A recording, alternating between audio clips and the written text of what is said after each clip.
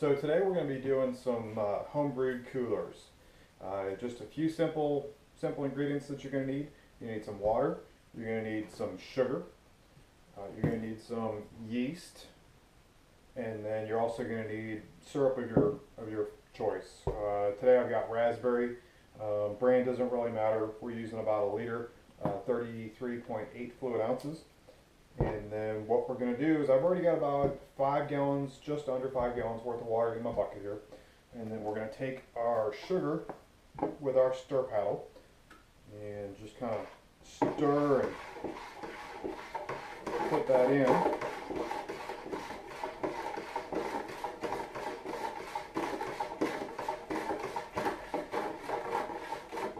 You just want to put in a little bit at a time because you want to make sure that you're actually mixing it up and it's not coagulating at the bottom. Slow and steady wins the race.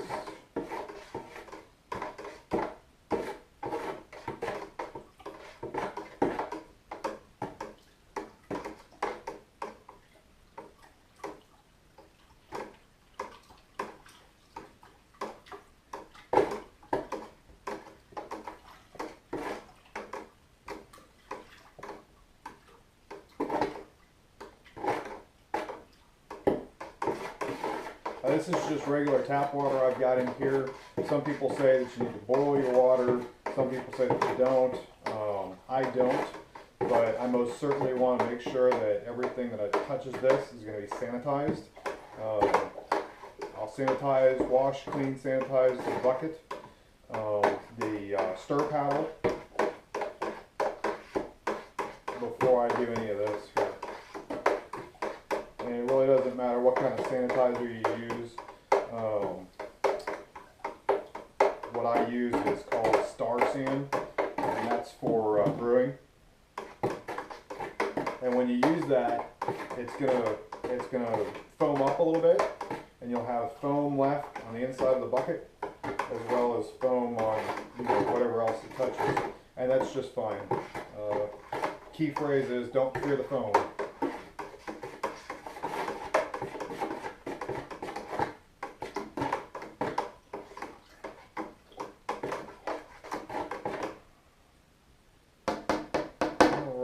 That's stirred up pretty good, so I'm just going to leave that right there. Next thing we'll do is we'll take our syrup and do the same thing. Just make sure that it's nice and blended.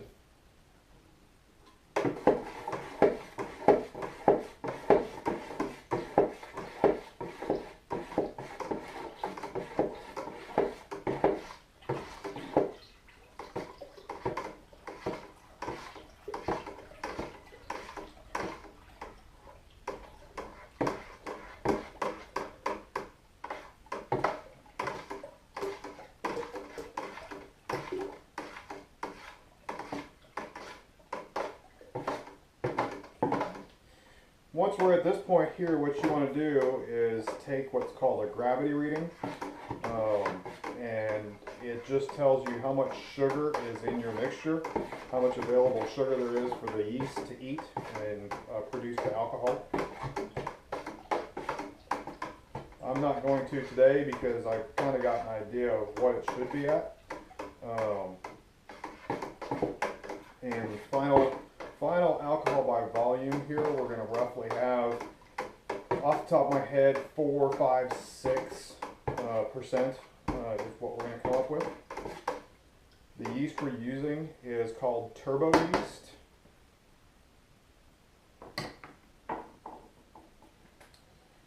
So it's turbo yeast. When I first got it, it was just in a packaged granular.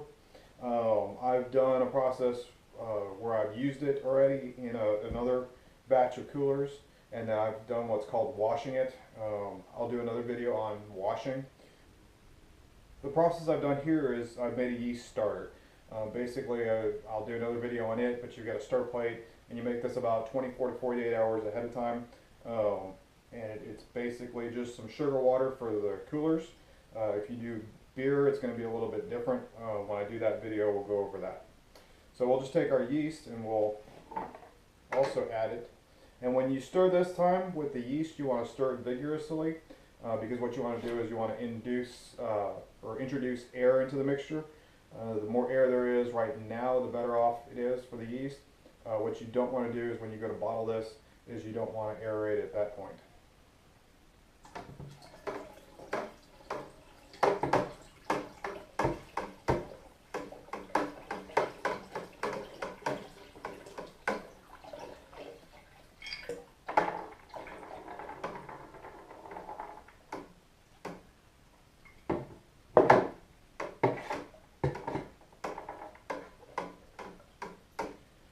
The other thing we can do when we do this is when we put our lid on, we can put our thumb over the hole and shake it really good at that point to introduce the air. I forgot to grab my stir bar when I poured the yeast in. Don't want to leave it in there because I'm going to need it.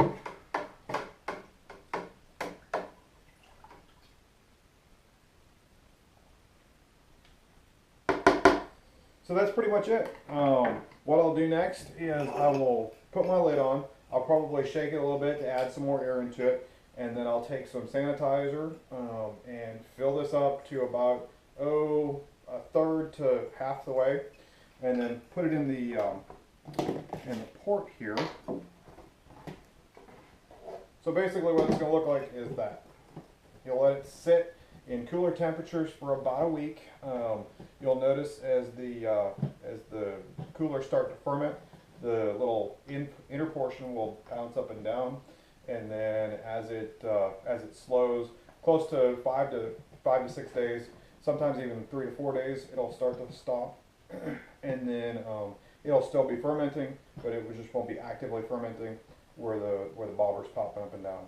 At that point, what you do is let it sit till the 7-day mark, and then you can bottle by your method of choice, either bottles or keg or what have you. I keg, so I force carbonate.